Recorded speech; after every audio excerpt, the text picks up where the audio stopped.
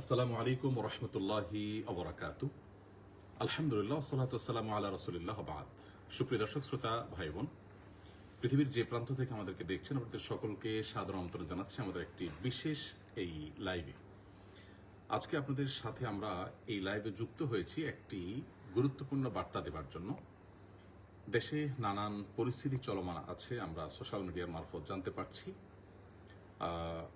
আমি অবশ্য এই পরিস্থিতির মধ্যেও একটি ভিন্ন বিষয়ে খুবই গুরুত্বপূর্ণ মনে হওয়াতে আপনাদের দৃষ্টি আকর্ষণ করতে চাইছি। আমি আজ কিছু তরুণকে সাথে নিয়ে বসেছি আমাদের প্রিয় মাতৃভূমি থেকে প্রায় 11,500 কিলোমিটার দূরে, অর্থাৎ নিউজিল্যান্ডে। আমার সাথে কয়েকজন তরুণ এখানে আছেন যারা এখানে বিভিন্ন পেশায় কর্মরত আছেন। এই তরুণদের থেকে আমি কিছু বার্তা আসলে আপনাদেরকে দিতে চাই। যে বার্তা দিতে চাই সেটি আমি বলবো, তার আগে আপনাদেরকে আমি জানাতে চাই এই তরুণরা সবাই একাডেমিক শিক্ষা, যেটাকে আমরা বলি প্রাতিষ্ঠানিক শিক্ষা, সে শিক্ষায় তারা খুব বেশি অগ্রসর হতে পারেননি, কিন্তু তাদের স্কিল বা দক্ষতা তারা অর্জন করার ফলে তা সাফল্যের দারুণ একটি জায়গায় আমরা বলতে পারি যে কাঙ্ক্ষিত শিখরে তারা পৌঁছতে পেরেছেন। আমাদের দেশে হাজারো যুবক আছেন যারা তাদের বেকারত্বকে দূর করতে চান, তাদের বেকারত্ব ঘোচাতে চান, তাদের অর্থনৈতিক অভাব অনটন কষ্ট দূর করতে চান। তাদের জন্য আমি মনে করি যে আমাদের এই তরুণদের যে গল্প আপনাদেরকে আজকে আমরা শোনাতে যাচ্ছি সেখানে গুরুত্বপূর্ণ বার্তা আছে। শুধু এই 4জন তরুণই নয়, আমি এখানে শত শত তরুণ দেখেছি যারা প্রত্যেকেই আমাদের জন্য একই বার্তা বহন করছেন। আমরা এই মুহূর্তে আছি, যেমনটি বললাম, দেশ থেকে প্রায় 11,500 কিলোমিটার দূরে নিউজিল্যান্ডে, যেটি প্রশান্ত মহাসাগরের মধ্যখানে অবস্থিত একটি দ্বীপ রাষ্ট্র, পৃথিবীর শান্তিপূর্ণ দেশগুলোর মধ্য থেকে একটি। এবং আমাদের প্রবাসী বাংলাদেশি ভাইদের একটি জিনিস আমাকে অনেক বেশি আনন্দিত করেছে, সেটি হলো অন্য অনেক দেশে আমাদের প্রবাসী ভাইদের যে টুকটাক দুর্নাম আছে, অনৈক্য ইত্যাদি বিষয়ে, সে বিষয়টি দেখে অনেকখানি মুক্ত এখানকার ভাইরা, এখানকার বিভিন্ন সেক্টর নেতৃবৃন্দ আলহামদুলিল্লাহ চমৎকার রোল প্লে করতে পেরেছেন এবং সবাই ঐক্যবদ্ধ আছেন। যাই হোক, আমি মূল বিষয়ে আসি। আমার সাথে যে তরুণরা আছেন তাদেরকে সাথে নিয়ে আমি বসেছি। এই তরুণরা, আমি যেটি বলছিলাম যে একাডেমিক বা প্রাতিষ্ঠানিক শিক্ষা খুব বেশি অর্জন না করেও তাদের অর্থনৈতিক মুক্তি হয়েছে, সেটা কিভাবে। এবং যারা আমাকে দেখছেন, বিশেষ করে আমাদের পরিচিত যে সমস্ত যুবক তরুণরা আছেন যারা হয়তো কাজ খুঁজছেন বা যাদের অর্থনৈতিক সচ্ছলতা স্বাবলম্বিতা অর্জন করার জন্য যারা চেষ্টা করছেন, এই তরুণদের গল্পের মাধ্যমে আমরা তাদের জন্য বার্তা খুঁজে বের করার চেষ্টা করবো ইনশাআল্লাহ তাআলা। দুঃখিত। তো আমি প্রথমে একজন তরুণদের করে সবার গল্প আপনাদেরকে শোনাবো। এরা কোথায় কি করেছেন, তারা কিভাবে কোন পর্যায়ে এসেছেন, এখন তারা কে কেমন আছেন, আমি জানার চেষ্টা করবো ইনশাআল্লাহ। আমার ডানে অবস্থান করছেন যে ভাই, আপনার কি নাম জানো? মোহাম্মদ ইমরান হোসেন। ইমরান হোসেন। ওকে, ফাইন। আপনার দেশের বাড়ি কোথায়? যশোর। যশোর। একটু জোরে বললে ভালো হবে হয়তো। যশোর। যশোর। আপনি পড়াশোনা কোন পর্যন্ত করেছেন? আমি ইন্টার কমপ্লিট করছি 2006। ইন্টার পাস করেছেন। ইন্টার পাস করেছেন 2006। এরপরে আপনি বিদেশে পাড়ি জমিয়েছেন না তারপরে দেশে কাজ করেছেন? আমি দেশে ট্রেনিং সেন্টারে ট্রেনিং করছি।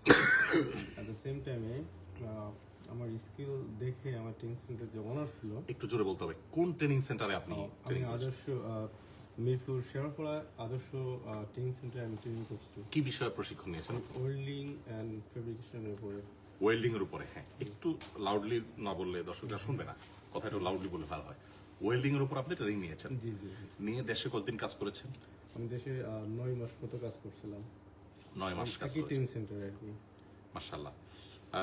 ভাই, যশোরের মানুষ, ওয়েল্ডিং এর উপরে ট্রেনিং নিয়েছেন এবং ট্রেনিং নিয়ে দেশে বেশ কিছুদিন কাজ করেছেন।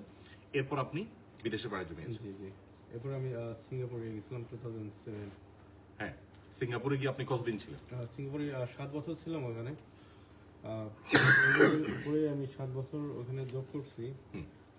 পাশাপাশি আমি ট্রেনিং সেন্টারেও জব করছি, ক্যাপেল ফেলস যে শিপইয়ার্ডটা আছে ওইখানে। আপনি একটু লাউডলি, একটু জোরে কথা বললে ভালো হয়, কথা অনেক অনেক অস্পষ্ট হচ্ছে, হয়তো দর্শক আচ্ছা, শুনতে আমি কষ্ট হবে। সিঙ্গাপুরে 7 বছর জব করছি। ওখানে আমি আমার জবের পাশাপাশি আমি যে স্কিল ভাইরা ছিল ওদেরকে আমি ওয়েল্ডিং শেখাইতাম। আমাদের সিঙ্গাপুরে? কোম্পানি থেকে আমার অ্যাপয়েন্ট করা হয়েছিল আর কি। আচ্ছা, এরপর আপনি এখন নিউজিল্যান্ডে আছেন। কত বছর ধরে নিউজিল্যান্ডে আছেন? নিউজিল্যান্ডে 11 বছর চলে আর কি। 11 বছর চলে। জি, জি। আপনি এখন এখানে মাসিক কত টাকা আর্ন করছেন?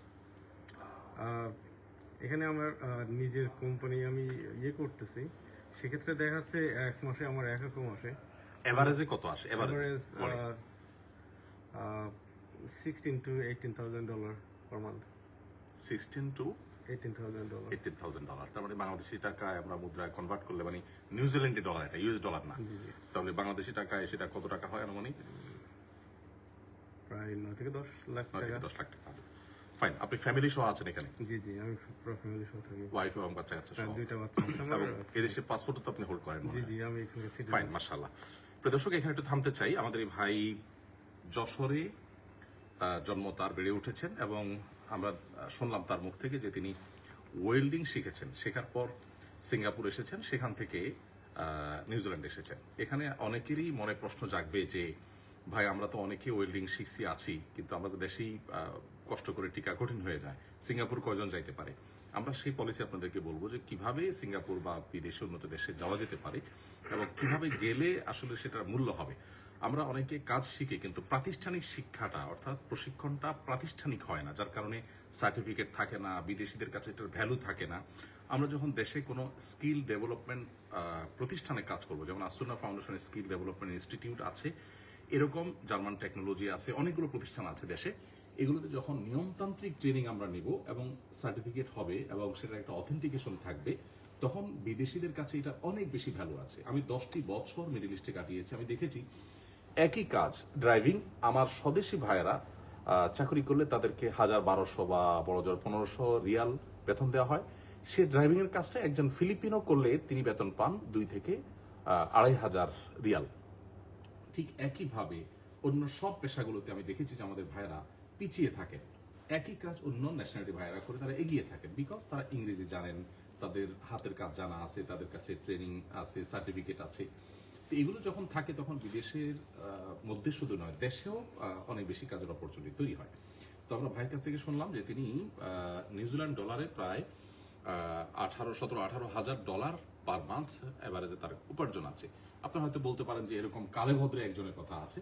আমরা অবশ্য এখন এই টাইপের আমাদের যে ভাইরা আছেন, যারা খুব বেশি প্রাতিষ্ঠানিক শিক্ষা অর্জন করতে পারেন না, কিন্তু তাদের স্কিলকে ডেভেলপ করেছেন, দক্ষতা অর্জন করেছেন, দক্ষতা অর্জন করার ফলশ্রুতিতে তাদের দারিদ্র্য বিমোচন হয়েছে, এরকম এই নিউজিল্যান্ডে কত মানুষ আছেন সেটা আমরা জানবো ইনশাল্লাহ। তার আগে একটু বলে রাখি, যারা সিঙ্গাপুরে একটা নির্দিষ্ট সময় পার করে তারা চাইলে নিউজিল্যান্ডে চলে আসতে পারে এই কাজ করার জন্য। শুধু নিউজিল্যান্ড না, পৃথিবীর বহু দেশ তাদের জন্য দুয়ার খুলে দেয়, আমরা অনেকে জানি না। এবং এখানে আসার পর তারা এভারেজে আপনার একেবারে নিজের শ্রমিক হিসেবে কাজ করলেও 35 নিউজিল্যান্ডি ডলার পার আওয়ার তারা কামাই করে, চিন্তাই করা যায় না। দক্ষিণ আমার একটু কাশির সমস্যাটা হঠাৎ করে দেখা দিয়েছে। আমি এবার কথা বলবো আমার বাম পাশে যে ভাই আছেন তার সাথে। ফয়সাল, আপনি আপনার পরিচয়টা দেন প্লিজ। জি, আসসালামু আলাইকুম। আমার নাম ফয়সল মিয়া, আমার বাড়ি কিশোরগঞ্জ জেলা কটিয়াদি থানা। আমি ফেকামারা সিনিয়র ফাজিল ডিগ্রি মাদ্রাসা থেকে দাখিল পাশ করেছি। এরপরে আপনি কি করেছেন দাখিলের পরে? দাখিল পাশ করার পরে আমি কলেজে ভর্তি হই, কিন্তু কলেজে আর রেগুলার ক্লাস করা হয়নি। তখন ওখান থেকে আমার আহমেদিন কোম্পানির মাধ্যমে টেকনোমেরিনে ফেব্রিকেশন সেকশনে আমি ভর্তি হই, ফেব্রিকেশনে ট্রেনিং করি। তারপর ফেব্রিকেশনের ট্রেনিংয়ের সাথে সাথে আবার বিওসিতে ওয়েল্ডিংয়ে ট্রেনিং করি। তারপর সিঙ্গাপুর থেকে ডেলিগেট আসে ইন্টারভিউ নেওয়ার জন্য, তো ওখান থেকে ইন্টারভিউ দিয়ে তারপর সিঙ্গাপুরে যাওয়া হয় আর কি 2005 সালে। সিঙ্গাপুর যে আপনি কি কি শিখেছেন? সিঙ্গাপুর যে প্রথম তো আমি ফেব্রিকেশনে ছিলাম, তারপর আস্তে আস্তে ওয়েল্ডিংটা আয়ত্ত করি। তারপর প্রথম 2 বছর ছিলাম আমি একটা সাব কন্ট্রাক্টর আন্ডারে। 2 বছর পর যখন মেইন কোম্পানি আমাকে পছন্দ করে যে আমার কাজ দেখে আমি ভালো করতে পারি, তখন তারা সাব কন্ট্রাক্টর থেকে মেইন কোম্পানিতে নিয়ে নেয়। তো মেইন কোম্পানিতে নেওয়ার পর আমাদের ছুটি দেয়, তো বাড়িতে গেলাম। বাড়ি থেকে এসে মাস 2 কাজ করার পর আবার আমি চলে যাই ইঞ্জিনিয়ারিং ডিপার্টমেন্টে। আপনি সিঙ্গাপুরে কি কি শিখেছেন? আমি শুধু শিরোনামগুলো জানতে চাই, কি কি শিখেছেন সেখানে? আপনার ইংরেজি যে এত সুন্দর এবং আপনি বেশ শুদ্ধ ইংরেজি বলতে পারেন, শুধু আপনি না, এখানে আমি এই টাইপের যারা আছে সবাইকে দেখছি যে এসএসসি দাখিল করেছেন অথচ ইংরেজি অনর্গল পাচ্ছেন, যেটা আমাদের দেশে অনেক শিক্ষিত, অনেক গ্রাজুয়েশন করা মানুষও জান না। এই ভালো করে ইংরেজি শেখাটা কিভাবে হলো? ভালো করে ইংরেজি শেখাটা হলো আসলে আমি 2 বছর পরে আমি যখন ইঞ্জিনিয়ারিং ডিপার্টমেন্টে যাই অফিসিয়াল কাজে, তখন ওখান থেকে মূলত আমার ইংলিশটা ভালোভাবে পিক হয় আর কি। এটা কি সহকর্মীদের সাথে চলতে চলতে শেখা? চলতে চলতে যে ওকে, ফাইন। এর জন্য আলাদা কোনো কোর্স করতে হয়নি আপনার?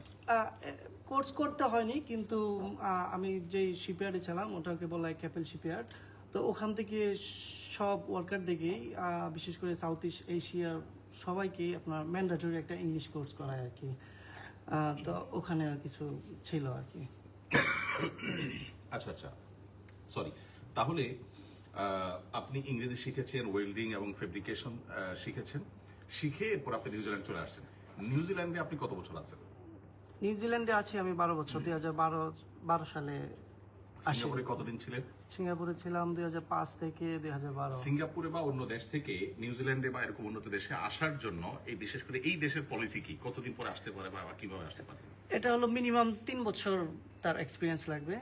3 বছর 3 এক্সপিরিয়েন্স। বছরের যদি কারিগরি দক্ষতা থাকে, এটার এক্সপিরিয়েন্স থাকে, তার মানে একজন সাধারণ লেবার হলে সে আসতে পারবে না। না, অথবা একজন শিক্ষিত, গ্রাজুয়েশন করেছেন কিন্তু বিশেষ কোনো স্কিল তার নাই, তার কোনো ভ্যালু নেই। তাহলে ভ্যালুটা গতানুগতিক শিক্ষা বা প্রাতিষ্ঠানিক শিক্ষার চাইতে স্কিলের ভ্যালুটা বেশি। স্কিল যদি থাকে, সার্টিফিকেট যদি থাকে, ট্রেনিং যদি থাকে, তাহলে 3 বছর কাজ করার অভিজ্ঞতা থাকলে তিনি এখানে কাজ করতে আসতে পারেন। এখানে আসার পরে তিনি চাকরি করতে পারেন, ব্যবসা করতে পারেন অপরচুনিটি করে। না, ব্যবসা হলো যখন সে ওয়ার্ক পারমিট অবস্থায় থাকবে তখন সে ব্যবসা মানে করতে পারবে। শুরুতে ব্যবসা করতে পারবে না, একটা পর্যায়ে গিয়ে সে চাইলে ব্যবসার দিকেও যেতে পারে। ওকে, ফাইন। Residential। আপনি তো চাকরি নিয়ে আসছেন, জি, আপনারা সবাই অলমোস্ট চাকরি নিয়ে আসছেন। প্রিয় দর্শক, আমরা এখানে একটু জানিয়ে রাখি, ফয়সাল হলেন এখানে Bangladesh skilled migrant association of নিউজিল্যান্ডের সেক্রেটারি বা সাধারণ সম্পাদক। সে নিজে দাখিল পাশ করে চলে আসছে, দাখিল পর্যন্তই পড়াশোনা। তাদের এই যে বিভিন্ন রকমের দক্ষতা অর্জন করে এখানে চলে আসছে। আমরা আগেই বলছি যে এখানে আসার জন্য দক্ষতাটা হলো মূল। শুধু এখানে না, গোটা পৃথিবীতে আপনি যেখানে যাবেন দেখবেন কোনো কাজ শেখা আছে, নিয়মতান্ত্রিক প্রশিক্ষণ নিয়ে সার্টিফিকেট আছে, এক্সপিরিয়েন্স আছে, এরকম মানুষের ভ্যালু সারা পৃথিবীতে আছে।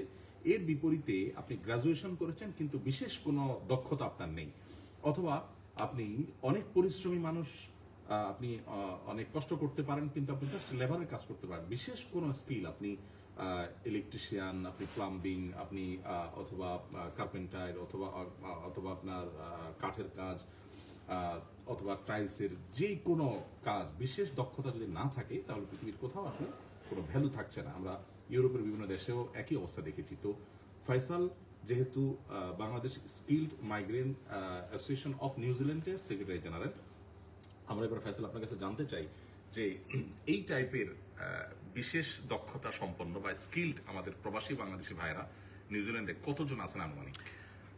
আনুমানিক 2000-এর কাছাকাছি আছে। 2000। তার মানে এখানে টোটাল বাংলাদেশিদের সংখ্যাই হলো 8 থেকে 10,000। এর মধ্যে 2000ই হলো এই টাইপ স্কিল। তার মানে যারা পিএইচডি করতে আসছেন বা যারা মাস্টার্স করতে এসেছেন অথবা যারা হায়ার ডিগ্রির জন্য এসেছেন বা চাকরির জন্য এসে পরে তারা বিভিন্ন ব্যবসা বাণিজ্য করছেন বা যারা চাকরি করছেন, এরকম লোকগুলোর বাইরে শুধু এইরকম অল্প শিক্ষিত অথচ স্কিলড হওয়ার কারণে এখানে ভালো অবস্থানে আছেন এরকম মানুষের সংখ্যা 8-10 হাজারের মধ্যে 2000। তার মানে বিরাট একটা বড় সংখ্যা, এভারেজ সংখ্যা হিসাব করলে 1/4। আচ্ছা, এইদের বেশিরভাগই এই টাইপের কাজই করেন না? জি, কনস্ট্রাকশন। আমাকে একটু ধারণা দেন তো কি কি কাজ করেন নরমালি তারা?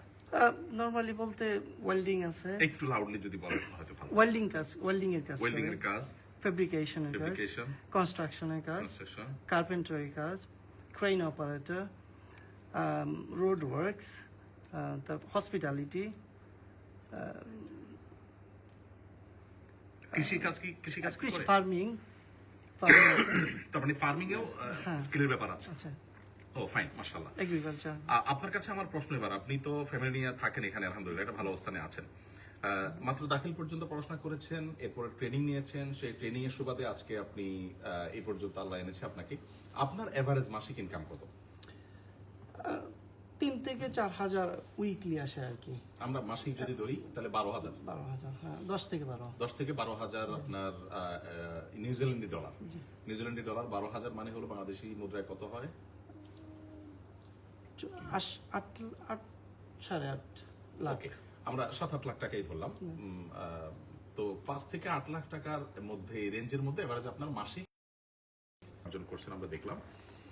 এর পাশাপাশি আমরা আরো 2 ভাইয়ের কথা শুনবো, গল্প শুনবো। আমরা ফয়সালের কাছ থেকে এও শুনলাম যে ফয়সালের মতো এরকম আরো 2000 বাংলাদেশি আছেন যারা শিক্ষা খুব বেশি তাদের নেই।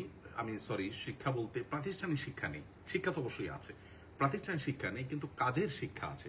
আমাদের নবী করিম সাল্লাল্লাহু আলাইহি ওয়াসাল্লাম একটি কথা বলেছেন যে আফদালুল কাসাবি কাসাবুল ইয়াদ, মানুষের সবচেয়ে উত্তম উপার্জন হলো হাত দ্বারা যেটা উপার্জন করে মানুষ, অর্থাৎ কায়িক শ্রম, দক্ষতা, কারিগরি দক্ষতা, এগুলোর মাধ্যমে যে উপার্জনটা করে।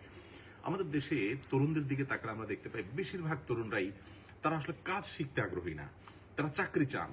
এখন একটা মানুষ কাজ শেখার পর তার চাকরি যখন হবে, সেই চাকরির যে ভ্যালু হবে, কাজ শেখা ছাড়া যদি চাকরি হয় তার ভ্যালু যে আসলে কম, এটা সাধারণত বোঝানো যায় না। আমি আজকে এই লাইভে দেশে নানান ইস্যু চলছে, এই ইস্যুগুলো নিয়ে অনেকে আমরা ব্যস্ত আছি। এর মধ্যে আমি এ ধরনের একটা টপিক নিয়ে আপনাদের সামনে আজকে আসলাম এই জন্য যে আমি কাল সকালে এই জায়গা ত্যাগ করবো, এই ভাইদেরকে আমি আর পাবো না। এই জন্য তাদের মাধ্যমে কিছু এক্সপিরিয়েন্স আপনাদের সাথে শেয়ার করতে চাই। বিশেষ করে আমাদের প্রিয়জন ছোট ভাই ব্রাদারের মধ্যে কাউকে যদি আমরা আসলে সচ্ছল করতে চাই, স্বাবলম্বী করতে চাই, তাহলে তাকে 10, 20, 50,000, 1 লাখ, 2 লাখ, 5 লাখ টাকা ক্যাশ দেওয়ার চাইতে তাকে ট্রেনিং করায় দেওয়া, দক্ষতা সৃষ্টি করে দেওয়া বেশি গুরুত্বপূর্ণ। আসন্না ফাউন্ডেশন যত সেবামূলক কাজ করছে এর মধ্যে সবচেয়ে বেশি ফোকাস এখন দিচ্ছে এই কাজটির উপরে। আপনারা জানেন 350 কম্পিউটার বিশিষ্ট ল্যাব আমাদের আছে। আমরা এখন মাসে একসাথে কয়েকটা উইংয়ে ট্রেনিং চলবে সেরকম ব্যবস্থাপনা আমরা করছি। 35,000 স্কোয়ার ফিটের একটি বিশাল বড় শেড আমরা নির্মাণ করেছি। রমাদান থেকে ইনশাল্লাহ এটি স্টার্ট হয়ে যাচ্ছে। এখানে শেড প্রশিক্ষণ, এখানে ড্রাইভিং ট্রেনিং, এবং যাদের অভাব অনটন আছে, যারা গরিব মানুষ, তারা সম্পূর্ণ স্কলারশিপ, নামকে আসতে কিছু টাকা তাদের দিতে হয় সিরিয়াসনেসের জন্য, আর বাকি পুরো স্কলারশিপ দিয়ে তাদেরকে আমরা ট্রেনিং দিচ্ছি। ট্রেনিং এর পর তাদেরকে আমরা চাকরি দিয়ে দিচ্ছি, কাউকে আমরা ট্রেনিং দিয়ে ছেড়ে দিচ্ছি না, প্রত্যেককে ট্রেনিং এর পর আমরা চাকরি অফার করছি। শতকরা 2-1 হয়তো বাদ যেতে পারে, বেশিরভাগ লোকেরই চাকরি হয়ে যাচ্ছে আলহামদুলিল্লাহ, দেশে বিদেশে। ইভেন দেশেও আমাদের সুন্নাহ স্কিল ডেভেলপমেন্ট ইনস্টিটিউট থেকে যারা প্রশিক্ষণ নিচ্ছেন তাদের আলহামদুলিল্লাহ বিভিন্ন জায়গায় তারা কর্মরত আছে, খুব ভালো অবস্থায় আছে। তো আমরা যশোরের এক ভাইয়ের কথা জানলাম, ফয়সালের দেশের ভাইয়ের কথা জানা হয়নি। কিশোরগঞ্জ, কটিয়াদি থানা। কিশোরগঞ্জ, আপনি তো ফ্যামিলি সহ আছেন এখানে? জি। মাশাআল্লাহ। ভাই তো যশোরের মানুষ, আপনি কি এখানে বাড়ি কিনেছেন না ভাড়া বাড়িতে থাকেন? বাড়ি কিনছি আমি। বাড়ি কিনেছেন, মাশাআল্লাহ। এখানে বাড়ি তো অনেক মানে ব্যয়বহুল, কত টাকা গেছে আপনার বাড়িতে? $1,10,000।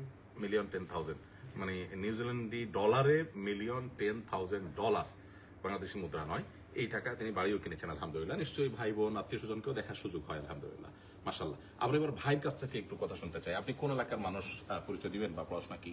আসসালামু আলাইকুম, আমার নাম মুসলিম সরকার, আর ব্রাহ্মণবাড়ি একটু আশুগঞ্জ। লাউডলি, একটু জোরে বলুন। ব্রাহ্মণবাড়ি আশুগঞ্জ আমার বাড়ি, আশুগঞ্জ।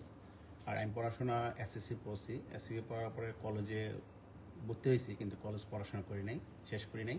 তো এর মাঝখানে আমি কাজ শেখার জন্য আমি আগ্রহী, যে আমার প্রতিষ্ঠান আমি স্কিল আগ্রহ করবো, যে আমার কী কী কাজ শিখবো। আমার কাজ শেখার আগ্রহ কোত্থেকে আসলো? আগ্রহটা আসছে, আমার একজন সিনিয়র আঙ্কেল ছিল, তো ওনার সাথে আমি দেখি উনি গাড়ি চালাইতো, তো ওনার সাথে আমি একটু কন্ট্যাক্ট করি যে আমার তো কাজ শেখার শখ, তা আমি ছোটো ছিলাম। তো তিনি বলছে ঠিক আছে তুমি আসো। তো আমার আগ্রহ দিকে উনি আমাকে শিখাই, আমার যখন আগ্রহটা হয় তখন আমার শিখাই। তো ওনার কাছ থেকে শিখতে দিতে আমি আলহামদুলিল্লাহ আস্তে আস্তে আমি ছোটো গাড়ি থেকে বড় গাড়ি থেকে এত পরে আমি যখন একটা কোম্পানিতে ইন্টারভিউ দিই, তো আমি ইন্টারভিউতে আমি সিলেক্ট হই, ফার্স্টে আমি সিলেক্ট হই। তো ওই কোম্পানি আমাকে সিঙ্গাপুর নিয়ে যায়। সিঙ্গাপুর নেওয়ার পরে আমি তখন আমি দক্ষতা না, আমি ইংলিশ ঠিক মতো কথা বলতে পারি না, তার সাথে কমিউনিকেশন করতে পারি না। তো আমার এখানে একটু দুর্বল ছিল, কিন্তু তারা আমার স্কিল বা আমার কাজের পারফরমেন্স, আমার কাজে দেখার জন্য তারা আমাকে খুব টেক কেয়ার করছে। তখন তারা আমাকে ইংলিশটাও একটু পুশ করাইছে, বা ইংলিশটা আমাকে শিখাইছে তারা। তো ইংলিশ শেখার পরে দেখা যাচ্ছে আমি মোটামুটি তার সাথে একটু কমিউনিকেশন করতে পারি। তারপর তারা আমাকে আস্তে আস্তে প্রমোশন দিই। প্রমোশন দেওয়ার পরে আমি আস্তে আস্তে কম্পিউটার তাদের কাছ থেকে শিখি। তো তারা আমাকে কম্পিউটার শেখায়। কম্পিউটার শেখানোর পরে তারপর তারা আমাকে HR ডিপার্টমেন্টে বা ম্যানেজমেন্ট বা দায়িত্ব আমাকে মোটামুটি দেয় আলহামদুলিল্লাহ। তো দায়িত্ব দেওয়ার পরে দেখা যায় আমার কাজ, আমার এক্সপিরিয়েন্স এবং আমার যে দক্ষতা, যে আমি যখন একটা কাজ নেই তো আমি সঠিকভাবে শেষ করি। হয়তো আমার পড়াশোনা কম, সেজন্য আমি অনেক সময় উপরের লেভেলে আমি যাইতে পারি না শিক্ষকতা। তারপর আমার স্কিলে আমার দক্ষতা আমাকে অনেক উপরে নিয়ে আসছে। তারপর ওইখান থেকে আমি সিঙ্গাপুরে ইন্টারন্যাশনাল লাইসেন্স করি, যা পৃথিবীর সব জায়গায় ইউজ করতে পারি, এবং আমি শিপ মুভমেন্ট করার জন্য লাইসেন্স করি, কোম্পানি করে আমাকে, এবং আমার ড্রাইভিং লাইসেন্স করাই, এবং আমাকে ফকলিফট লাইসেন্স করাই। টোটালি বলতে যে ইকুইপমেন্ট অপারেটর হিসেবে যতগুলো যে লাইসেন্স আছে, যে যতগুলো ইন্টারন্যাশনাল দক্ষতা দরকার হয় সবগুলো আপনি শিখেছেন। সবগুলি আমাকে কোম্পানি আমাকে অপরচুনিটি বা সুযোগ দিই। কারণ কি জন্য সুযোগ দিয়েছে? আমার কাজের দক্ষতা, আমার স্কিল, আন্তরিকতা, যে আমি কাজের আগ্রহ শিখতে চান, শিখতে চাই, সেই হিসেবে আমাকে দিই। তারপর ওইখানে আমি আচ্ছা এখানে আপনি একটু থামাই, আপনি তো ওখানে বেতন পাচ্ছিলেন ভালোই, হ্যাঁ, তাহলে আবার এসব কাজ শেখার দরকার ছিল কি? কাজ করে মানে নতুন নতুন কাজ শেখার কি দরকার ছিল? বেতন তো পাচ্ছিলেনই ভালো। দক্ষতা সেটা ছিল যে আমার আগ্রহটা আমি স্কিল আপডেট করবো, মানে আমার নিজেকে উপরে তোলার জন্য কাজ যত শিখতে পারি তত ভ্যালু বাড়বে, সেজন্য কাজ শিখেছি। ভ্যালু বাড়বে, এবং আমাকে Excellent. মূল্য বাড়বে, এবং আমার পজিশন বাড়বে, আমাকে স্যালারিও ভালো বাড়বে, এবং তারপর তাহলে আপনি এখন কি কি কতগুলো কাজ জানেন এই মুহূর্তে? আমি এখন আপনার বাংলা মানে ড্রাইভিং তো জানেনই, ওকে, আমি ড্রাইভিং জানি, ক্রেন অপারেটর জানি, ক্রেন অপারেট করতে পারেন, অপারেট করতে পারি, বিশাল বড় ব্যাপার। ফকলিফট অপারেট করতে পারি, মানে এটা কি জিনিস সেটা বুঝিনি। ফকলিফট।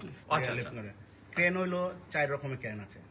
একটা হচ্ছে শিপে থাকে একটা ক্রেন আছে, সবগুলাই অপারেট। হ্যাঁ আমি সবই পারি, আমার ও মাশাআল্লাহ, ইন্টারন্যাশনাল মাশাআল্লাহ, লাইসেন্স। মাশাআল্লাহ। আর একটা আছে পৃথিবীর সবচেয়ে বড় ক্রেন, যে 30 টন, 30,000 টন, 30,000 টন পৃথিবীতে সবচেয়ে বড়, যে সিঙ্গাপুরে আছে, ওইটাও আমি কন্ট্রোল করে চালাতে পারি, ওটার পাশ আছে আমার কাছে। ও মাশাআল্লাহ, তো মাশাআল্লাহ, এই এক্সিলেন্ট। দক্ষতা হওয়ার পরে তো আমার প্ল্যান ছিল সিঙ্গাপুর, তো আর ফ্যামিলি সেটেল হওয়া যায় না, তো আমার দক্ষতা হলো আমি একটু উপরের দিকে যেতে চাই। আর Okay. আমার ফ্যামিলি স্টাইল, বা আমি হয়তো উপরে যাবো, আমার আর পিছনে যে ভাইয়েরা আছে, ছোট ভাইয়েরা, তাদেরকে একটু সাপোর্ট দিতে চাই।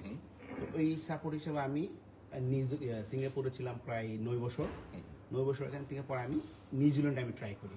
তো নিউজিল্যান্ডে ট্রাই করে অনেকে শুনি স্কিলের অপরচুনিটি বেশি দেয়, তারা যাদের স্কিল বেশি, যারা এক্সপিরিয়েন্স বেশি, তাদেরকে সুযোগটা দেয় নিউজিল্যান্ডে। তো আলহামদুলিল্লাহ আমি ওই চান্সটা নিয়েছি, নেওয়ার পর আমি কাগজ জমা দিই এখানে।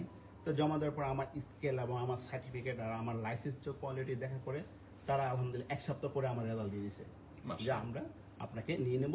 এবং যেদিন আমাকে বলছে সন্ধ্যার সময় আমাকে তার এগ্রিমেন্ট একটা ফর্ম দিছে যে আমি আপনাকে নেব, অন্য জায়গায় ট্রাই করব। আর 15 দিন পর আমাকে মানে তারা বরং আপনার অ্যাপ্লিকেশন পায় একরকম খুশি যে আমাকে এরকম দক্ষ লোক দরকার। মাশাআল্লাহ। অথচ দেশে আমি জানি বহুত MA পাস, BA পাস মানুষ ঘুরতেছে, এরকম উন্নত দেশে যদি আসতে পারে তাহলে খুশি হয়ে যাবে, তারা আসতে পারছে না। আপনি শুধু কাজ শিখে দক্ষতা অর্জন করে আল্লাহ তাআলা আপনাকে এই পর্যন্ত আসার তৌফিক দিয়েছেন। এক্সিলেন্ট। আমি আপনার খুব বেশি সময় নিতে পারবো না, আপনাকে আমি এখানে একটু থামাই জিজ্ঞেস করতে চাই, আপনি এখন এই মুহূর্তে নিউজিল্যান্ডে কি কাজ করছেন? আমি এখন এই মুহূর্তে একটা কনস্ট্রাকশন একটা কোম্পানিতে কাজ করি, এক্সকাভেটর এবং ড্রাইভিং করি। যে এক্সকাভেটর যেটা মাটি কাটে, হ্যাঁ, ওইটা করি, আর ড্রাইভ করি, যে ট্রাক বড় ট্রাক করি, ওইটা লোড করি। আর একটা এই কোম্পানিতে টোটাল একটু দায়িত্ব নিয়ে আপনি কাজ করি। স্যালারি কত টাকা পান এখানে? এখন আমি আপাতত স্যালারি পাচ্ছি আপনি উইকলি $1200 মতো পাচ্ছি, আর মান্থলি আমার কাছে $46 মতন বা $4,500 মতন আসতেছে। Okay fine.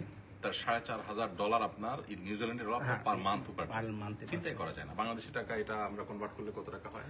কনভার্ট করলে প্রায় 2.5 থেকে 3 লক্ষ টাকা মতন। 3 লক্ষ টাকা হয়। মাশাআল্লাহ, আলহামদুলিল্লাহ। আমাদের ভাইয়ের গল্প, আপনার দেশের ভাই হলো ব্রহ্মবাড়ি বলেছেন, তার গল্প শুনলাম। তিনিও SSC পাস, আলহামদুলিল্লাহ। তিনি নিউজিল্যান্ডের ডলারে প্রায় $4,500 থেকে $5,000 মাসে ইনকাম করছেন। এখানে অবশ্য লাইফটা এক্সপেন্সিভ, বেশ একটা অংশ খরচ হয়ে যায়, কিন্তু এরপরও বেশ অনেক টাকাই কিন্তু টিকে, এবং আলহামদুলিল্লাহ ভালো একটা জায়গায় তিনি আছেন। আমরা আরেকজন ভাইয়ের কথা শুনবো, তার আগে শুধু এখানে থামতে চাই। আমরা মূলত এই লাইভের মাধ্যমে যে বার্তাটি দিতে চাই সেটি হলো আমাদেরকে দক্ষতা অর্জন করতে হবে, স্কিল এটা প্রত্যেককে অর্জন করার চেষ্টা করতে হবে। ইভেন আমরা যারা আলহামদুলিল্লাহ উচ্চশিক্ষিত, এর পাশাপাশি আমাদের বিভিন্ন দক্ষতা সৃষ্টি করার বা তৈরি করার চেষ্টা করতে হবে।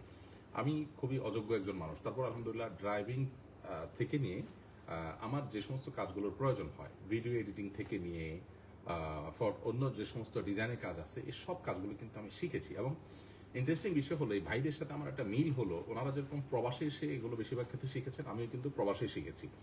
এবং দেশে থাকতে একজন গতানুগতিক আলেম মানুষ, তার তো আসলে ড্রাইভিং শেখার দরকার হয় না, কিন্তু আমি শিখেছি। এখন আমার ড্রাইভার গাড়ি চালায়, কিন্তু ড্রাইভার যদি কোনো জায়গায় সমস্যা ফিল করে, আমি তাকে সরাই দিয়ে আমি গাড়ি চালাতে পারছি, কোনো অসুবিধা নেই। আমি লং রুটে যাচ্ছি, ড্রাইভারের চোখ মনে হচ্ছে একটু লাল হয়ে আসছে, সে হয়তো ঘুমাচ্ছে, আমি তাকে সরাই দিয়ে আমি ড্রাইভিং সিটে বসে যাচ্ছি, আমি ড্রাইভ করে চলে আসতেছি, আমার কাছে লাইসেন্স আছে, ট্রেনিং আছে। এই একটা বিষয় আমাদের বাংলাদেশের বেশিরভাগ মানুষকে আমরা বোঝাতে পারি না। আসুন্না ফাউন্ডেশন থেকে আমরা সংগ্রাম চালাচ্ছি যে আসুন সবাই প্রশিক্ষণ নেই, সবাই দক্ষতা অর্জন করি, আমরা আমাদের ভ্যালু বাড়াতে পারবো, ভ্যালু অ্যাড করতে পারবো, আমাদের বেকারত্ব দূর হবে, আমাদের অভাব অনটন দূর হবে, আমরা কারোর কাছে হাত পাততে হবে না। আমরা যারা সচ্ছল আছেন তাদেরকে আমরা আবেদন করি যে আপনি একজন মানুষকে 50,000 1 লাখ টাকা দান করলে, গিফট দিলে, উপহার দিলে, সহযোগিতা করলে কতদিন সে চলতে পারবে? আসুন্না ফাউন্ডেশন এখন একজন প্রশিক্ষণার্থীর পেছনে এভারেজে 50 থেকে 60,000 টাকা খরচ করে। 50 থেকে 60,000 টাকা খরচ করার বিনিময়ে আমরা যে প্রাপ্তিটা পাই সেটা হলো 3 মাস থাকা, খাওয়া এবং ট্রেনিং দিয়ে তাকে আমরা দক্ষ করি। স্মল বিজনেস ম্যানেজমেন্ট কোর্স আছে আমাদের, একটা অ্যাকাউন্টিং একটা কোর্স আছে, ওয়েব ডেভেলপমেন্ট কোর্স আছে, যারা আন্ডার এসএসসি তাদের জন্য একরকমের কোর্স, যারা এসএসসি এইচএসসি করা তাদের জন্য একরকমের কোর্স করা, যারা গ্রাজুয়েশন করা তাদের জন্য আমাদের ওয়েব ডেভেলপমেন্ট কোর্স আছে।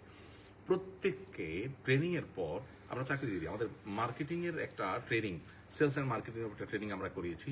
আপনারা শুনলে কিছুটা বিস্মিত হতে পারেন যে প্রথম ব্যাচে যারা ট্রেনিং নিয়েছে তাদের ট্রেনিং এর 4 মাসের মধ্যে প্রথম 2 মাস যাওয়ার পর আমরা সম্ভবত জাহাঙ্গীরনগর ইউনিভার্সিটিতে একটা জব মেলা হয়েছে, সেখানে তাদেরকে আমরা পাঠিয়েছি। আমাদের ট্রেনিং যারা নিচ্ছে, যারা ট্রেনিং এর মধ্যে আছে, সেখানে যাওয়ার পর আমাদের এই ছেলেদের বেশিরভাগই সেখানে তাদের জবের অফার পেয়ে গেছে। ট্রেনিং এখন শেষ হয় না, মাঝপথে আছে, এবং এইটা জব মেলাতে তাদেরকে বিভিন্নভাবে টেস্ট করা হয়েছে, টেস্টে তারা উতরে গেছে। আমাদের একজন স্টুডেন্ট প্রশিক্ষণার্থী, যাকে সেখানে একজন দক্ষ মার্কেটিং এবং সেলসের একজন সিনিয়র একজন ব্যক্তি, তিনি একটা টিস্যু পেপারের বাক্স দিয়ে বললেন এটা আমার কাছে বিক্রি করেন দেখি। তখন ওই জায়গার উপরে সেটাকে তিনি বেশ ভালো একটা মূল্যে বিক্রি করেছেন এবং এমনভাবে মার্কেটিং করেছেন, বাধ্য হয়েছেন সেই টিচার ওটা কিনতে। তারপর তিনি তাকে বললেন তোমাকে আমি এই মুহূর্তে 35,000 টাকা স্যালারি দিয়ে অফার করছি, এই মুহূর্তে স্টার্টিং। তো আমি মূলত যেটা বলতে চাইছি সেটি হলো যে আমরা গরিব মানুষদেরকে নগদ টাকা দিয়ে সহযোগিতা করি, এটা না করে তাদেরকে ওই টাকা দিয়ে আমরা কাজ শিখাই দিই, তাহলে সে সারা জীবন উপার্জন করতে থাকবে, আমি সব পেতে থাকবো।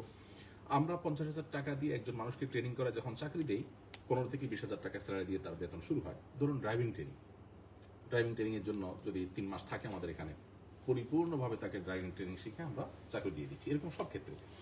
তো আমি 50,000 টাকা খরচ করলাম তার পেছনে, সে 20,000 করে প্রত্যেক মাসে কামাচ্ছে। 3 মাস, 4 মাস, 5 মাসে সে কত টাকা কামাচ্ছে এবং সারা জীবন কত টাকা কামাই করবে। 50,000 টাকা উঠেছে তার 2 থেকে 3 মাস সময় লাগবে। আর যদি আমি এককালীন দেই তাহলে 50,000 টাকা 2 মাসে সে উড়াই ফেলবে, খরচ করে ফেলবে। এই জন্য দক্ষতা অর্জন করবার কোনো বিকল্প বা ভিন্ন পথ আমাদের সামনে খোলা না। প্রিয় দর্শক, আমাদের সামনে আরেকজন ভাই আছেন, আমরা তার কথা একটু শুনবো। ভাই, আপনার নামটা বলে একটু, কোন জেলার, কি পড়াশোনা করেছেন একটু বলুন। আসসালামু আলাইকুম, আমার নাম মোহাম্মদ সোহেল। ক্যামেরাতে মোহাম্মদ সোহেল, দেশের বাড়ি বিক্রমপুর, শ্রীনগরে। আমি পড়াশোনা করছি, ইন্টারমিডিয়েট কমপ্লিট করতে পারিনি। একটু জোরে জোরে লাউডলি বলি। ইন্টারমিডিয়েট কমপ্লিট করতে পারিনি, তো মানে আমার এসএসসি শেষ হ্যাঁ করেছেন? শেষ করেছি, Okay, fine. কলেজে ভর্তি হয়েছি, কিন্তু পড়াশোনা এসএসসি শেষ করার পরে আপনি কি করেছেন, কি শিখেছেন? আমি তখন প্রথম আমাকে আবার আব্বা আম্মা একটা ট্রেনিং সেন্টার ভর্তি করে দেয়, এটা ইয়েতে উত্তরাতে। সেখানে কি আমি, নাম এটা? ওটার নাম ছিল ডায়মন্ড পলিটেকনিক্যাল। আচ্ছা, ওকে, ফাইন। সেখানে কি শিখেন? সেখানে আমি পাইপ ফিটিং শিখি। পাইপ ফিটিং শেখার পর আমার 3 মাসের ট্রেনিং হয়। ওকে, 3 মাস ট্রেনিংয়ের পরে আমি ওখানে ডেলিগেট আসে সিঙ্গাপুর থেকে। তো আসার পরে আমাদের ইন্টারভিউ নেয়। ইন্টারভিউ নেওয়ার পরে ওখানে আমি সাকসেস হই। তো তারপরে 1 মাসের মধ্যে আমরা ইনশাল্লাহ সিঙ্গাপুর চলে যাই। কিন্তু সিঙ্গাপুর যাওয়ার পরে আমি যখন 3 মাস কাজ করি, 3 মাস করার পর ওই যে কাজটা আমি শিখে গেছি, তার 3 মাস পর আমার কাজটা চেঞ্জ হয়ে যায়। তখন আমাকে ওই সেকশন থেকে ট্রান্সফার করে দেওয়া হলো কার্পেন্টারি সেকশনে। তো সেখান থেকে আবার নতুন করে শুরু করতে হয় আমার, যেহেতু আমি শিখে গেছি একটা, ওখানে কাজ শুরু হইতেছে আরেকটা। তো ওখানে মোটামুটি আমি সিঙ্গাপুরে 9 বছর চাকরি করি কার্পেন্টার উপরে। পাশাপাশি আমি সিঙ্গাপুরের গভর্নমেন্টের যে টেকনোলজি আছে সেখানে আমি স্টাডি করি রাতে, প্রতিদিন 7টা থেকে রাত্র 11 পর্যন্ত। ও মাশাআল্লাহ। হ্যাঁ, সেখান মানে থেকে চাকরির পাশাপাশি আবার পড়াশোনা করতেছেন, পড়াশোনা কাজ শিখছেন। কাজ শিখছি। ওকে, সেখান থেকে আমি স্কিল করছি কার্পেন্টার উপরে এবং পেন্টিংয়ের উপরে। পাশাপাশি আমি আরও কিছু বেসরকারি থেকে ট্রেনিং নিছি, সেফটি সুপারভাইজার, লিফটিং সুপারভাইজার। তো আমার এক সময় টার্গেট ছিল যে আমি একটা ভালো একটা দেশে সেটেল হতে চাচ্ছি। তো একটা সময় মনে হলো না, নিউজিল্যান্ড একটা ভালো অপরচুনিটি। তখন আমি ট্রাই করি নিউজিল্যান্ডে। তো নিউজিল্যান্ডে ট্রাই করি আসলে আমার নিজের মাধ্যমে, আমি নিজে ট্রাই করি, অনলাইনের মাধ্যমে। আসলে আমি কের মাধ্যমে আসিনি, ও মাশাআল্লাহ, আমি একা প্রচেষ্টা। একার প্রচেষ্টায় আমি অনলাইনে কথা বলি। তো তো কথা বলার সাথে তাদের সাথে আমাদের একটা ভালো একটা আন্ডারস্ট্যান্ডিং হয় এবং তারা এইভাবে লোকজন আনে আর কি। তো সেই নিউজিল্যান্ডের একজন জোরে লাউডলি বলুন। নিউজিল্যান্ডের একজন লয়ার, তার সাথে আমার ফোনেই পরিচয় হয়, আমি গুগল থেকে নাম্বার ফাইন্ড আউট করে ওনাকে কল দিই ডাইরেক্টলি, তোমার সাথে কথা বলতে। তাহলে আপনি এখন কাজ জানেন কি কি? আমি বর্তমানে নিউজিল্যান্ডের আমার 9 বছরের অভিজ্ঞতা, আমি এখানকার বিল্ডার্স এবং কার্পেন্টার। আলহামদুলিল্লাহ আমার এখানে বিল্ডিং এর কোন সেকশনে কাজ করেন? আমি বিল্ডিং এর এখানে নিউজিল্যান্ডে এখানে জিরো থেকে যখন শুরু হয়, ফাউন্ডেশন বাদে যখন মানে বিল্ডিং তো অনেক কাজ থাকে, আপনি স্পেশালি কোন সেক্টরে কাজ করেন? আমি টিম্বার ফ্রেম, বাইরে যে ওয়েদার বোর্ডটা হয় ক্লাইডিং বলে ওটা করি, ইনসাইডে মানে জি কাঠের যে ফ্রেমিং টেমিং এই টাইপের যেগুলো। তারপর আপনার ডোর ইনডোর সবগুলো আমি কাজ করি। তো এগুলো তো আমাদের দেশে অনেক কাঠ মিস্ত্রিও আছে, তারা জানে। তাদের সাথে আপনার পার্থক্যটা আসলে কোথায়? না, আমার পার্থক্য হচ্ছে আমার যে স্কিলটা, আমি যেমন এখানকার ইঞ্জিনিয়ারিং ড্রয়িং বুঝি, আমি ইঞ্জিনিয়ারিং প্ল্যান বুঝি, আমাকে যদি কোনো সরকারি কনসার্ন দেয় আমি সেটা বুঝি, পুরো বুঝতে পারি যে এখানে কি কাজটা হবে। তো আমি ওটার এখানে আপনি যে অর্জন কাজটা জানেন, অ্যাকচুয়াল এই কাজটা আমরা এখানে দেখি অনেক সিঁড়ি কাঠের, এখানকার অনেকগুলো ফ্রেম কাঠের, অফিসের পুরো সেটআপ কাঠের, পুরো ফ্লোরটা কাঠের দেখা যায়। যারা অনেক পয়সাওয়ালা তারা সেরকম করে। তো এই কাজটাকে আমাদের দেশে যে কোনো কাঠমিস্ত্রি করতে পারবে? প্রথমত তারা পারবে না, হয়তো তাদেরকে কিছুদিন ট্রেনিং দিতে হবে, কারণ ওখানকার ট্রেনিং ছাড়া মানে এই কাজ পারবে না। আপনি ট্রেনিংটা নিয়েছেন, এখন পারছেন? হ্যাঁ, আমি এখানে এভারেজে মাসিক উপার্জন কত? না, আলহামদুলিল্লাহ আমি এখন আমার নিজের বিজনেস আছে, কনস্ট্রাকশন কোম্পানি আছে এখানে। যাই হোক, সেটা কত উপার্জন? মোটামুটি মাসে 10 থেকে 15,000 মতো ডলার আছে। $15,000 আপনার মান্থলি উপার্জন। মাশাআল্লাহ, ফ্যামিলি সহ তো আছেন? ফ্যামিলি সহ। আপনি কি ভাড়া বাড়িতে না নিজস্ব বাড়ি? না, ভাড়া বাড়িতে থাকি। ভাড়া বাড়িতে থাকেন, মাশাআল্লাহ। ভালো। আপনার দেশ বাড়ি কোথায় বললেন যেন? বিক্রমপুরে। Bikrampur, okay fine. প্রিয় দর্শক, অনেক সময় হয়ে গেছে, আমরা বোধহয় একটু ক্লোজিং এ যাব। তার আগে আমি আমাদের ভাই ফাইসালের সাথে কথা বলবো, যিনি আমাদের এই টাইপের যে 2000 প্রবাসী বাংলাদেশে এখানে আছেন, যারা স্কিলড বিভিন্ন দক্ষতা অর্জন করেছেন এবং তারা এখানে বিভিন্ন সেক্টরে কাজ করছেন। তাদের যে সংগঠন আছে, সেই সংগঠনের সেক্রেটারি জেনারেল সেই। আলহামদুলিল্লাহ, এখানে আমাদের ভাইদের আরো বিভিন্ন রকমের প্রতিষ্ঠান আছে, সংগঠন আছে, দাওয়া সংগঠন আছে। এমনি আমাদের প্রবাসী ভাইদেরকে বিভিন্ন রকম হেল্প করার জন্য এখানে নানা রকমের সংগঠন আছে। তো আমি ফয়সালের কাছে জানতে চাই যে এখানে আমি যতজনের সাথে কথা বললাম এই টাইপের, যে এসএসসি পাস করেছে বা তার নিচে বা উপরে, অথচ তারা সবাই ইংরেজি জানে, মাশাআল্লাহ। তার মানে তারা কাজের প্রয়োজনে তারা নিজস্ব প্রচেষ্টা এগুলো শিখেছেন। আমার দেশে তো অনেক শিক্ষিত মানুষ এত সুন্দর ইংরেজি জানে না। তাহলে সেক্ষেত্রে কেউ চাইলে যে আসলে শিখতে পারে, জানতে পারে, তার দক্ষতাকে বাড়াতে পারে, এটার জন্য তার দরকার আন্তরিকতা। এটা আমি আপনাদের এখান থেকে বুঝলাম। আপনার কাছে আমার এই মুহূর্তে জানার বিষয় সেটি হলো যে এই যে কেউ বাংলাদেশে দক্ষতা অর্জন করলে সে আসলে বাইরে যাওয়ার ওয়েটা কি? আপনারা সিঙ্গাপুরে হয়তো সিঙ্গাপুর থেকে লোকজন আসছে, সে ডেলিগেটের সাথে আপনারা ব্যাটে বলে করছেন, আসতে পারছেন। তো সবাই কি সুযোগ পাবে? আপনি কি বলবেন? আমাদের দেশে যারা তরুণ আছেন, এমনকি যারা শিক্ষিত মানুষ আছেন, তাদেরও তো কাজ শিখতে কোনো অসুবিধা নেই। আমি ড্রাইভিং শিখেছি, আমার তো আলহামদুলিল্লাহ ড্রাইভিং শিখে ড্রাইভারি করা বা গাড়ি চালানো আমার উদ্দেশ্য না। ড্রাইভিং করা কোনো ছোট কাজ না, কোনো কাজই ছোট হয় না। আমাদের নবী করিম সাল্লাল্লাহু আলাইহি ওয়াসাল্লাম তিনি কিন্তু পানি তুলে উপার্জন করেছেন। তার মানে একজন শ্রমিক যে কাজটা করে, জাস্ট ওই কাজ করে তিনি কুয়া থেকে পানি তুলেছেন। আলী রাদিয়াল্লাহু তাআলা আনহু এরকম কাজ করেছেন। তিনি বৃক্ষরোপণের কাজ অর্থাৎ ফার্মিং এর কাজ করেছেন। আমাদের ভাইরা এখানে অনেকে ফার্মিং এর কাজ করছেন, মাশাআল্লাহ। অতএব শিক্ষিত হোক, একাডেমিক শিক্ষা শিক্ষিত হোক, অথবা একাডেমিক শিক্ষা কম শিক্ষিত হোক, যে কোনো মানুষই কিন্তু তার দক্ষতা অর্জন করতে পারে এবং এর মাধ্যমে তার অভাব অনটন দূর করতে পারে। এমনকি দেশেও কদর আছে, আমি জানি। আমাদের এখানে ট্রেনিং থেকে যারা শেষ করে তাদের চাকরি দেওয়ার জন্য রীতিমতো বিভিন্ন প্রতিষ্ঠান আমাদের এখানে সিরিয়াল ধরে বসে থাকে। এখন এই পর্যায়ে চলে আসছে যে আমাদের ট্রেনিং হওয়ার আগেই ছেলেদেরকে বন্টন করে ফেলতে হয়, কারণ বিভিন্ন প্রতিষ্ঠান আমাদের কাছে দরখাস্ত করে। অথচ বহু মানুষ বেকার ঘুরছে।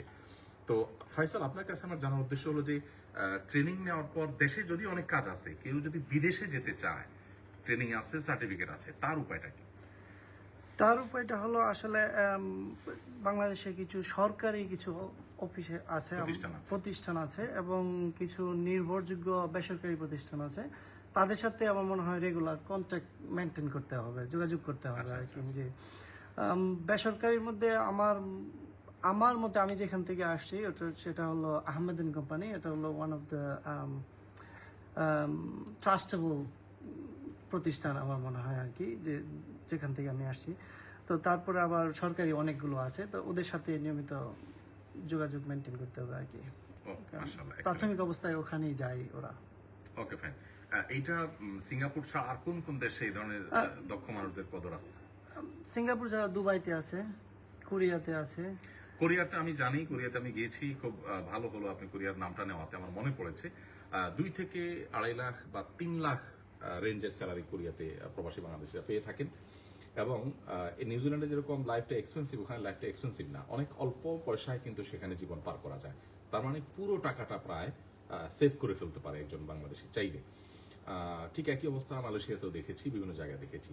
তাহলে আপনার কথার খোলাসা হলো যে সরকারি বা বেসরকারি বিভিন্ন প্রতিষ্ঠান যারা দক্ষতা উন্নয়নমূলক কাজ করে তারাই চুক্তি করে বাইরে লোক পাঠায়। সঠিক বলেছেন। আমার নিজের অভিজ্ঞতাও আছে ব্যাপারে। আসুন্না ফাউন্ডেশনের কাছে বিভিন্ন প্রতিষ্ঠান আসছে এখন, বিদেশে তাদের লোক লাগবে, যেমন জাপানে কয়েক হাজার লোক লাগবে একটা বিশেষ স্কিলের, সেই স্কিলটা আমাদেরকে গড়ে তোলার জন্য তারা বলছে। তো এটা তো আর রাতারাতি সম্ভব না, আমরা এটা নিয়ে কাজ করছি, প্ল্যান করছি যে কিভাবে কি করা যায়। তো আমি শেষ করব, এবং অনেক সময় আপনাদের সাথে আমরা লাইভে আছি। আমি যে বার্তা মূলত দিতে চাই সেটা আমার ভাইদের মাধ্যমে, যে ওনারা এখানে শত শত মানুষ, হাজারো মানুষ আছেন যারা একাডেমিক শিক্ষা কম থাকা সত্ত্বেও তারা কাজ শিখেছেন, নির্দিষ্ট সেক্টর যার যেটা ভালো লেগেছে শিখেছেন, শেখার পর যখন দক্ষতা অর্জন করেছেন, পরিশ্রমী হয়েছেন, আন্তরিকতা ছিল, কোনো কাজকে ছোট মনে করেন নাই। আজকে আল্লাহ তাআলা তাদের সবাইকে অনেক বেশি সচ্ছল করেছেন, সমৃদ্ধ করেছেন। দেশে অনেক শিক্ষিত মানুষ হালাল উপায়ে এত টাকা কামাই করতে পারে না, এখানে হালাল উপায়ে তারা যত টাকা কামাই করতে পারছেন। অবশ্যই এর পাশাপাশি তাদের একটা ভালো দিক হলো এখানে বেশিরভাগ ভাইরা আমি দেখেছি তারা নামাজ কালাম পড়ার চেষ্টা করেন, দিনদারিতা ধরে রাখার চেষ্টা করেন। যে ওনাদের যে প্রতিষ্ঠান, সেই প্রতিষ্ঠানের সদস্যরা, তাদের আমন্ত্রণ আমি এখানে এসেছি এবং একটা দাওয়াতি কাজ করেছি আলহামদুলিল্লাহ। এখান থেকে বোঝা যায় তারা আসলে ভালো কিছু করতে চান, তাদের সে আন্তরিক প্রচেষ্টা আছে। আমরা তাদের জন্য দোয়া করি, আল্লাহ তাআলা তাদেরকে রুটি রুজিতে, উপার্জনে বরকত দান করুন, ঈমান আমলে বরকত দান করুন, এবং আমাদের যে সমস্ত ভাইরা দেশে আছেন সবাইকে আল্লাহ তাআলা দক্ষতা অর্জন করার, দক্ষতা তৈরি করার তৌফিক দান করুন।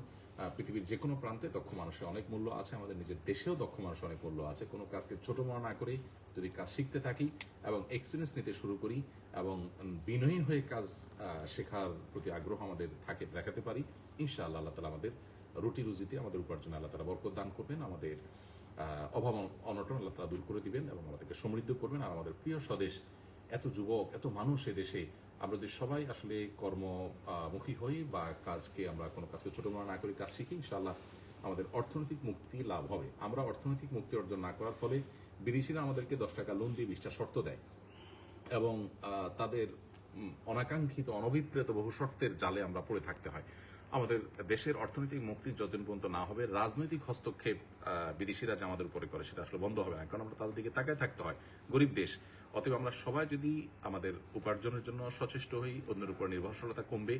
নবী সাল্লাল্লাহু আলাইহি ওয়াসাল্লাম বলেছেন, আলিয়াতুল উলিয়া খায়রুম মিনাল ইয়াদিস সুফলা। এখানে আমার ভাইরা এসএসসি এইচএসসির উপরে কেউ নাই, তারা এখন লাখ লাখ টাকা কামাই করছেন, মানে হলো মানুষকে লাখ লাখ দিতে পারছেন, আলহামদুলিল্লাহ হাজার হাজার দিতে পারছেন। তারা যদি এই দক্ষতা অর্জন না করতেন, হয়তো তারা ভাই বোনদের কাছে হাত পাততে হতো। এখন তারা দিচ্ছেন, নিশ্চয়ই আল্লাহ তাআলার কাছে অনেক বেশি প্রিয়। তো আমরা চেষ্টা করবো সবাই এখান থেকে যে বার্তা আমরা দিতে চেয়েছি, যে মেসেজ আমরা দিতে চেয়েছি, সেটা যেন গ্রহণ করতে পারি। আল্লাহ আমাদেরকে তৌফিক দান করুন। পৃথিবীর যে প্রান্তে আমরা থাকি না কেন, ঈমান আমলের সাথে, হক হালালি জীবনযাপনের সাথে আল্লাহ যেন আমাদেরকে থাকার তৌফিক দান করেন, আমাদের দক্ষতা যেন সবাই বৃদ্ধি করার তৌফিক দান করেন। আজ পর্যন্ত ইনশাআল্লাহ বিদিনিল্লাহ, পরবর্তীতে আবার অন্য কোনো বিষয় ইনশাআল্লাহ আপনাদের সাথে দেখা হবে। আল্লাহ আমাদের প্রিয় স্বদেশকে ভালো রাখুন, আমাদের সবাইকে ভালো রাখুন। প্রবাসী ভাইরা বোনেরা যেখানে আছেন, যে দেশে আছেন, আল্লাহ তাআলা সবাইকে ঈমান আমলের সাথে এবং সুস্থতার সাথে, নিরাপত্তার সাথে ভালো রাখুন, আমরা দোয়া করি। জাযাকুমুল্লাহু খায়র। আসসালামু আলাইকুম ওয়া রাহমাতুল্লাহি ওয়া বারাকাতুহু।